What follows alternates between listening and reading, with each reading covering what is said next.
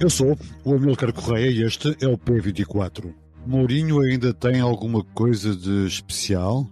O que estava na minha cabeça como uma consequência natural para a minha carreira seria regressar a Portugal um dia para treinar a seleção. Se esta coisa se concretizar com o Benfica, quem é o treinador que diz que não é o Benfica, eu não. José Mourinho poderá regressar a Portugal e ao Benfica depois de ter passado pelos campeonatos inglês, espanhol, italiano e turco.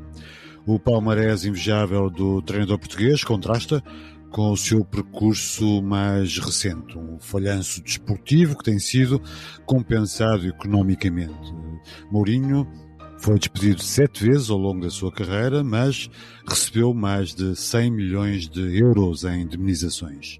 Este eventual regresso ao Benfica, clube que treinou entre setembro e dezembro de 2000 para substituir Bruno Lage após a inesperada derrota em casa com uma equipa que é a 7ª classificada da Liga do Azerbaijão, é mais uma prova do seu declínio como treinador de primeiro plano. No fundo, aquele que em tempos se apresentou como The Special One quando chegou ao futebol inglês para dirigir o Chelsea, ainda tem algo de especial? Ontem, um dia depois da derrota, o ex-presidente e candidato à presidência do clube, Luís Filipe Vieira, disse que era tempo de Rui Costa assumir responsabilidades em mais um fracasso. O Luís Filipe Vieira é um dos 6 candidatos às eleições dos órgãos sociais de Benfica, agendadas para 25 de outubro, e o clube vive neste momento dias conturbados. Bruno Lage saiu por demérito desportivo ou por este cenário pré-eleitoral? Esta é a primeira pergunta que vamos fazer a Nuno Sousa, diretor executivo e da secção de desporto do Público, que é o convidado do episódio de hoje. Bem-vindos ao Público, o seu dia começa aqui. Nuno Sousa, obrigado por teres vindo a este P24 para falarmos sobre a saída de Bruno Lage. Esta saída era inevitável face aos últimos resultados esportivos, nomeadamente o de anteontem. O período pré-eleitoral também foi fatal para o ex-treinador do Benfica. Obrigado pelo convite, antes de mais. Eu creio que se conjugaram as duas dimensões. Ficou bastante evidente para todos os adeptos de futebol que o Benfica foi perdendo rendimento coletivo ao longo das últimas semanas, que a equipa que venceu a Supertaça no início da época e que se qualificou para a fase principal da Liga dos Campeões não era necessariamente a mesma que estava a disputar o Campeonato Nacional, ou seja, que competia para consumo interno, e a debacle que se viu na passada sexta-feira diante do Santa Clara foi apenas confirmada pela surpresa absoluta que foi a derrota diante de um dos mais débeis adversários da Liga dos Campeões da presente edição. Este é o plano desportivo e nesse aspecto eu creio que este Benfica de Bruno Lage vinha dando sinais de perda consistentes ao longo das últimas semanas. Pois há a questão das eleições, é que me parece que aludes e bem, e a que Rui Costa claramente não foi indiferente. É verdade que o presidente do Benfica estava numa posição muito delicada.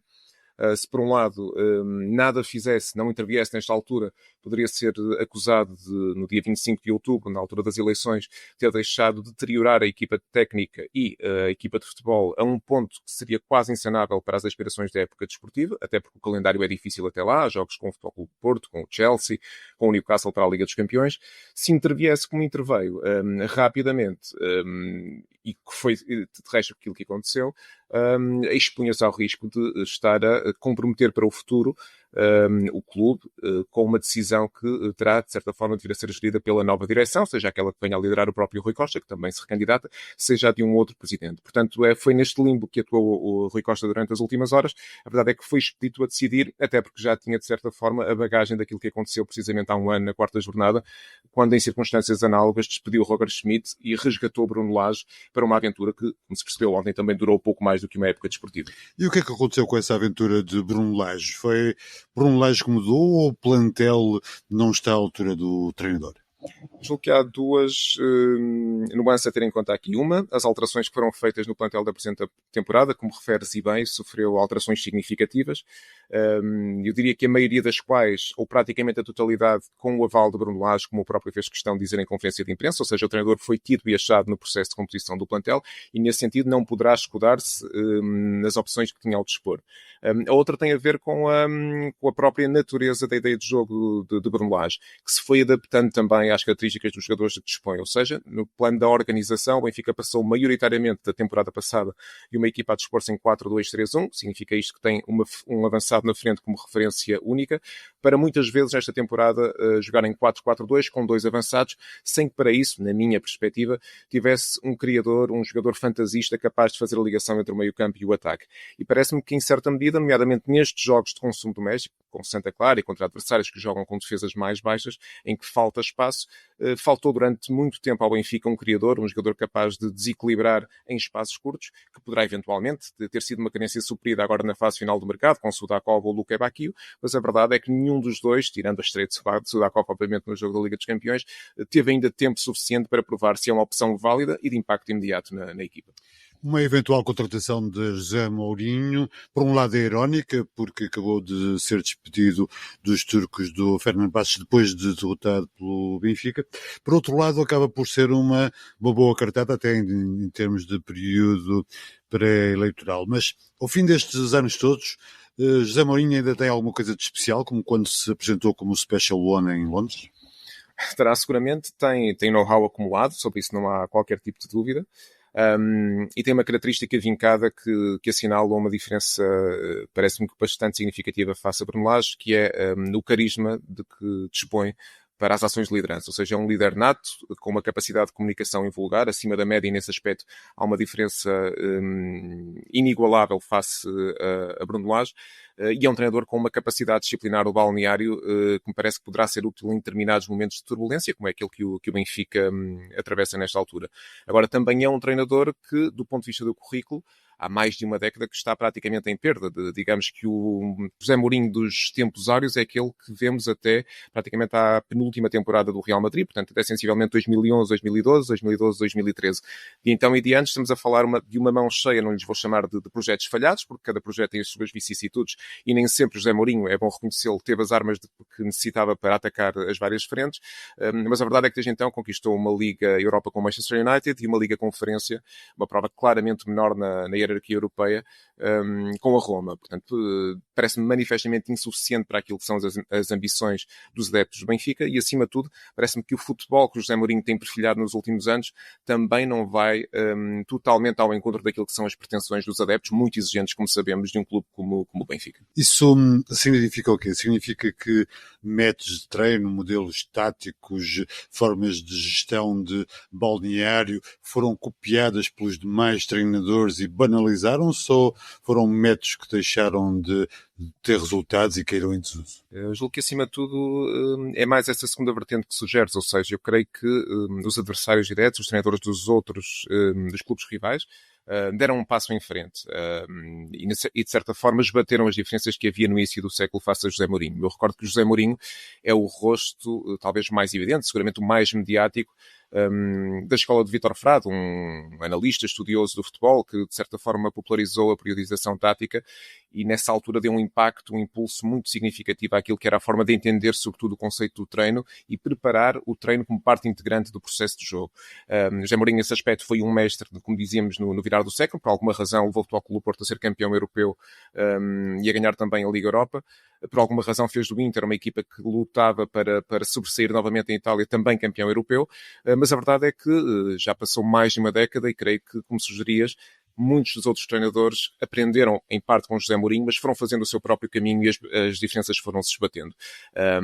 Não creio que José Mourinho tenha perdido predicados, pelo contrário, ao longo destes anos foi acrescentando capacidades e ferramentas ao seu portfólio, mas em bom rigor não é propriamente o José Mourinho mais recente dos últimos anos aquele de que os adeptos mais saudosistas da sua carreira se lembram, e nesse sentido eu creio que há motivos sustentados para que alguns adeptos do Benfica olhem para esta opção, para esta solução com alguma desconfiança.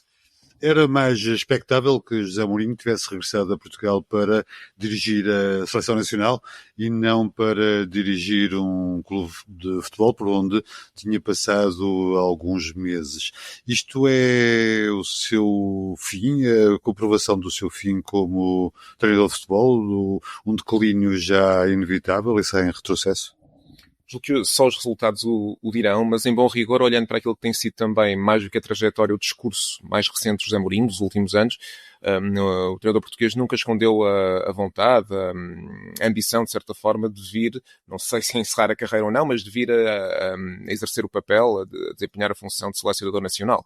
Veremos se será o substituto imediato de Roberto Martínez, em condições isso poderá acontecer, mas a verdade é que eu creio que a prazo, mantendo José Mourinho esta vontade expressa, isso acabará por acontecer com alguma naturalidade, até porque é um desafio diferente, que José Mourinho nunca viveu enquanto treinador, que obriga a uma lógica de organização diferente, de planeamento do microciclo, de organização da metodologia do treino, de agregação das tendências que os jogadores vão importando cada uma das suas equipas, e portanto eu creio que acaba por ser relativamente aliciante para o treinador com a experiência e o know-how de José Mourinho ter também esta componente para completar o currículo. Agora, no imediato, atendendo a esta iminente transferência para o Benfica, eu estou em crer que José Mourinho, na sua própria cabeça, terá a vontade de prolongar tanto quanto possível a sua carreira de treinador de clube, porque apesar de tudo, todos o dizem de forma absolutamente unânime, para o verdadeiro treinador o trabalho de campo é aquilo que conta, e o trabalho de campo nos clubes, como sabemos, é diário, enquanto nas seleções é muito mais episódico. Sim, isso percebe-se, e os clubes têm muito mais a ver com alguém com aquele dinamismo do que propriamente a seleção, que joga de forma irregular. Mas este Benfica tem um plantel suficiente para assegurar resultados e para garantir alguma satisfação ao ego de alguém como o Mourinho? De certa forma, essa pode ser eu diria que uma faca de dois gumes para José Mourinho. Em primeiro lugar, porque na véspera do embate com o Benfica no play-off da Liga dos Campeões, ainda como treinador do Fenerbahçe, empurrou muitas vezes para o lado do Benfica, em particular para Bruno Lage, o ónus de contar com um plantel de enorme qualidade, enfim, fazendo supor de que era bastante superior à qualidade global do plantel que liderava então no clube turco. A verdade é que agora, deste lado da barricada, poderá experimentar na primeira pessoa a gestão desse plantel que tanto gabou.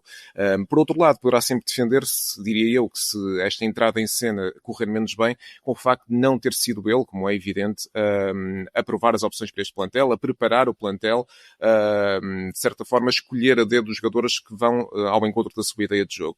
E esse handicap, que ao mesmo tempo é uma vantagem de discurso para José Mourinho, creio que poderá para o Benfica globalmente ser uma fragilidade, porque me parece que há determinadas posições em que o Benfica claramente não agiu tão rapidamente no mercado como deveria ter agido, falta um criativo mais cedo, que o Benfica não tem tanta capacidade hoje de esticar o jogo como tinha com alguns dos jogadores que saíram, nomeadamente Aktürkoğlu, curiosamente para o Fenerbahçe, e portanto diria que José Mourinho terá algum trabalho para encontrar soluções onde o Benfica, com Bruno Lage nas últimas semanas, só conseguiu vislumbrar problemas. Nuno, para terminar, os resultados eleitorais das eleições para os órgãos sociais do Benfica podem também encurtar a passagem de Mourinho pelo clube, tal como aconteceu da sua primeira passagem? Não deixa de ser curioso, precisamente, que estejamos a viver uma espécie de déjà vu com José Mourinho no Benfica num período pré-eleitoral, com muito pouca margem de manobra para que a direção que o contratou possa eventualmente, a prazo, no curto prazo, vir a gerir a opção desportiva que tomou. José Mourinho arrisca claramente chegar ao dia 25 de outubro, a encontrar uma nova direção em funções no Estádio da Luz e não ser o treinador preferencial dessa nova direção. Isso parece-me claro. Agora também não tenho qualquer tipo de dúvida de que José Mourinho, com a experiência que tem, a capacidade negocial e a inteligência que sempre mostrou, saberá negociar devidamente com o Rui Costa os termos da sua vinda para a Luz, e saberá também, eventualmente, argumentar, caso venha a confirmar-se que Rui Costa surge nas urnas mais enfraquecido e não consegue revalidar a sua condição de presidente, creio que José Mourinho saberá seguramente fazer valer os seus trunfos junto da nova, putativa direção do clube. Nuno, foi um prazer. Obrigado. Obrigado, Amilcar. Um abraço.